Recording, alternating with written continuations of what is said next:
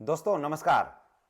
आपने देखना शुरू कर दिया है ज्ञान असली जॉब न्यूज। दोस्तों आज बात करेंगे बिहार विद्यालय सहायक और बिहार विद्यालय परिचारी का अपडेट क्या है और इसमें कौन कौन लोग आ रहे हैं, कौन लोग आवेदन करेंगे और अपडेट क्या निकल के आ रहा है, क्या विद्यालय परिचारी में एग्जाम होने की संभावना है।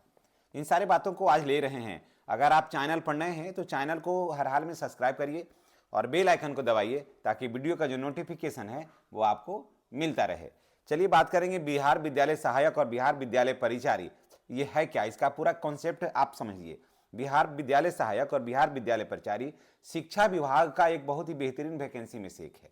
बेहतरीन वैकेंसी क्या, शिक्षकों जैसा, शिक्षक तो नहीं लेकिन शिक्षक जैसा ही विद्यालय में ही उसी समय उसी तरह का काम करना है। समझ गए, जो काम ये लोग करने जा रहे हैं ये काम ऑलरेडी पहले शिक्षक ही करते थे।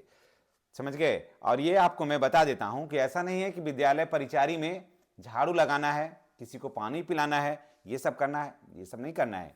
क्या करना है, फाइल को संधारित करना है, फाइल को सुरक्षित रखना है, बच्चों का डाटा रखना है, समय से घंटी बजाना है, समय से विद्यालय खोलना है, जाने के समय में सभी लाइट को जला देना है, विद्यालय जब आए तो सभी लाइट को ऑफ कर देना है। उसके बाद विद्यालय में जो बैठकें होती है, शिक्षक का अभिभावक बैठक है, उसको मैनेज करना है। इन सारे कामों को देखना है, उनसे संपर्क करना है, फोन करके बुलाना है। इन सारे कामों को देखना किसका काम है, बिहार विद्यालय परिचारी का काम है। ठीक है। जो बातें मैं अपने चैनल के माध्यम से बताता हूं आपको, ये जानकारी बिहार में कहीं से भी आपको नहीं देगा, क्योंकि मैं एक शिक्षक हूं और मैं जानता हूं कि विद्यालयों में क्या हो रहा है और कौन सा काम है। पहले लोग क्या कहते थे कि चापरासी को पानी मांगने के लिए कहते थे कि पानी आप पिलाइए हमें, लेकिन अब परंपरा खत्म हो गया। कोई भी किसी से पानी नहीं मांग सकता है, अपना पानी स्वयं जाइए और पीजिए। प्रेम है तब तो कोई बात ही नहीं कि सर आप उधर जा रहे हैं तो जरा एक बोतल पानी ले आइएगा, तो वो तो अलग बात है। सर जरा पानी है आपके पास तो पिलाइए, तो वो तो एक अलग बात है, उसके लिए तो कुछ कहना ही नहीं है। लेकिन ये कहना कि अजी जाइए पानी पिलाइए, हमको भी पिलाइए, फलना फलना टीचर को भी पिलाइए, ये नहीं होता है। अब एक काम ना बच्चा से करवा सकते हैं ना किसी स्टाफ से करवा सकते हैं। हाँ प्रेम है तो कुछ भी है संभव, लेकिन जबरदस्ती आप कहीं से कोई काम नहीं ले सकते हैं। तो इसलिए परिचारी का अगर बात सोच रहे होंगे कि क्या काम है, तो परिचारी का काम कुछ भी नहीं है। ये काम पहले ऑलरेडी शिक्षक कर रहे थे। समझ गए। इसलिए ऐसा नहीं है कि परिचारी हैं तो उनको हे दृष्टि से देखा जा रहा है, ये सब परंपरा नहीं है विद्यालयों में। समझ गए। सबका मानव मानव एक समान, सबका मान सबका सम्मान बराबर ही है। ठीक है। अब चलिए बात करते हैं कि विद्यालय परिचारी में क्या एग्जाम होगा या नहीं। दोस्तों मैंने शाम में भी एक वीडियो अपलोड किया था, बहुत सारे कमेंट था बच्चों का कि आप कैसे कह रहे हैं कि विद्यालय परिचारी में एग्जाम होगा। मैं जब गया ऑफिस तो पूछा कि सर परिचारी का वैकेंसी, बिहार विद्यालय सहायक और परिचारी का वैकेंसी तो अब आने ही वाला है, तो जरा बताइए कि परिचारी का सिलेक्शन का प्रोसेस क्या होगा। ये तो मैं समझ रहा हूं कि विद्यालय सहायक यानी क्लर्क की वैकेंसी है आ रही है तो उसमें एग्जाम होगा। तब तो चलिए उसमें तो जो मेरिट, जो नंबर आएगा पास करेगा उसका होगा। यहां तो बात हमको समझ में आ रही है। लेकिन परिचारी के लिए क्या होगा, परिचारी के लिए क्या होगा, तब उन लोगों को बताए कि देखिए परिचारी में अगर नंबर के आधार पर होगा तो बहुत समस्या क्रिएट होगा, बहुत समस्या क्रिएट होगा।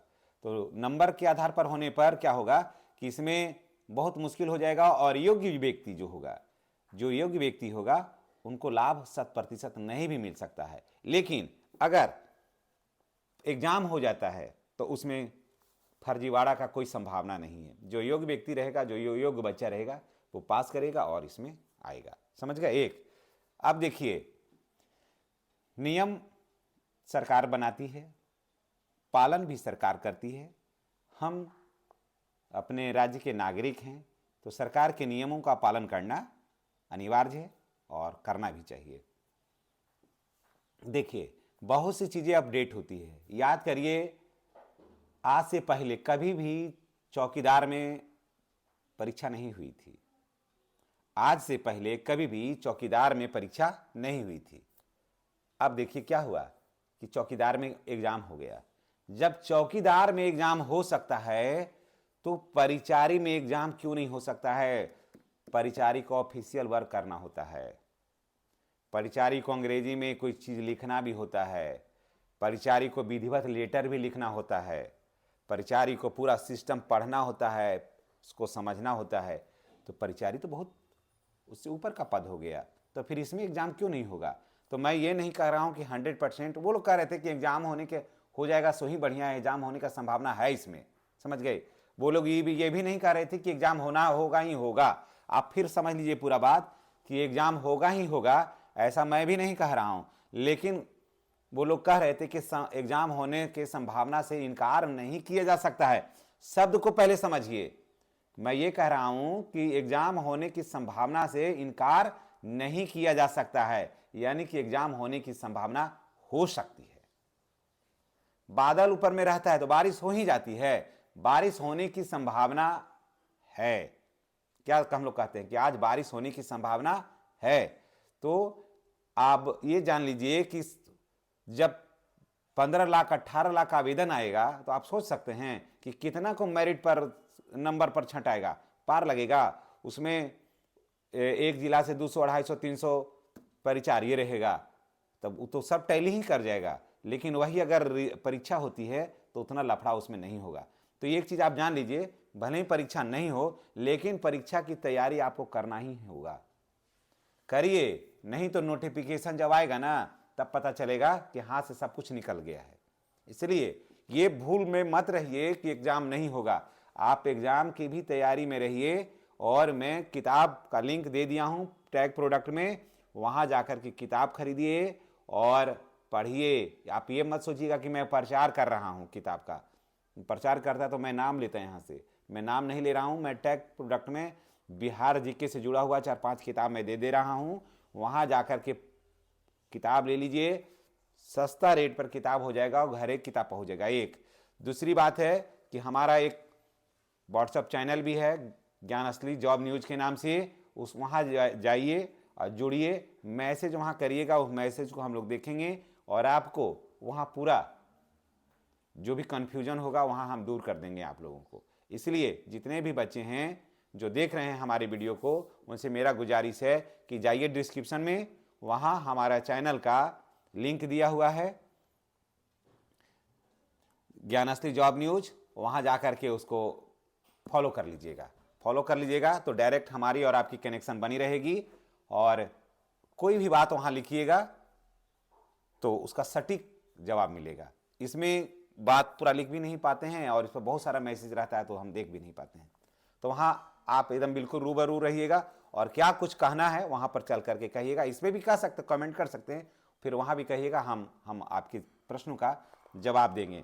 तो ये जान लीजिए कि एग्ज़ाम होगा, संभावना 85% मानिए कि एग्ज़ाम होगा ही होगा, और एग्ज़ाम होगा तो आपको तैयारी तो करना ही होगा पहले से। जब एग्ज़ाम आ जाएगा फॉर्म भरिएगा तब करिएगा, इसलिए घरे बैठे हैं तब तक पढ़िए। नहीं एग्ज़ाम होगा तो अच्छी बात है, आपको नॉलेज बढ़ेगा। और एग्ज़ाम होने से देखिए क्या फ़ायदा है, जो बच्चा का नंबर 60% है, जो नंबर जिसका 55% है, जिस बच्चा का नंबर 45% है, 42% है, वो बच्चों को फ़ायदा हो जाएगा इसमें। अब हर बच्चा का 84% और 88% नहीं ना है, नहीं तो उसमें क्या होगा, 84 और 88 वाला का सिलेक्शन हो जाएगा और इसमें जो योग्य बच्चा है उसका नहीं होगा। तो इसलिए एग्ज़ाम होने में फ़ायदा है बच्चों को। इसमें क्या होगा कि जिसको 48% नंबर भी है, 50% नंबर भी है, वो उसमें सिलेक्शन हो जाएगा, वो अपने परिश्रम के बल पर पद को हासिल कर लेगा। और जो अयोग्य व्यक्ति है, किसी तरह से लंदर फंदर करके नंबर ले आया है, अब उसको 85% नंबर रहेगा, तो सिलेक्शन तो डॉक्यूमेंट्स के आधार पर उसी का हो जाएगा, अयोग्य का। और इसमें अगर परीक्षा से होती है तो योग्य व्यक्ति का सिलेक्शन होगा। तो चलिए इसी के साथ हम आपसे विदा लेते हैं, और क्या कुछ कहना चाहते हैं कमेंट करके बताइएगा। और आप जान लीजिए कि एक लिंक है व्हाट्सएप का, वहाँ जाकर आप फॉलो कर लीजिएगा, हमारी और आपकी मुलाकात वहाँ होगी। धन्यवाद।